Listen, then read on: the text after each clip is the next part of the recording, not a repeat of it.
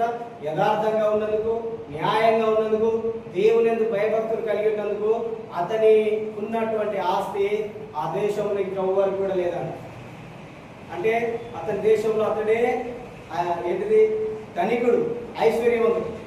అదేవిధంగా నీవు నేను దేవుని యందు యథార్థంగా, న్యాయంగా, చెడుతనమును విడిచిపెట్టి నమ్మకంగా ఉంటే మనము నివసిస్తున్నటువంటి గ్రామంలోనైనా, పట్టణంలోనైనా, దేశంలోనైనా దేవుడి మనల్నే ఐశ్వర్యవంతులుగా చేస్తాడు. మనకున్నంత ఆస్తి ఇంకెవరికి ఉండకుండా చేస్తాడు.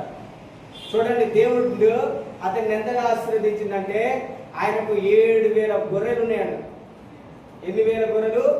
7,000. ఈ రోజుల్లో 7,000 గొర్రెలు కలుపుకుంటే ఏ విధంగా ఉంటుంది?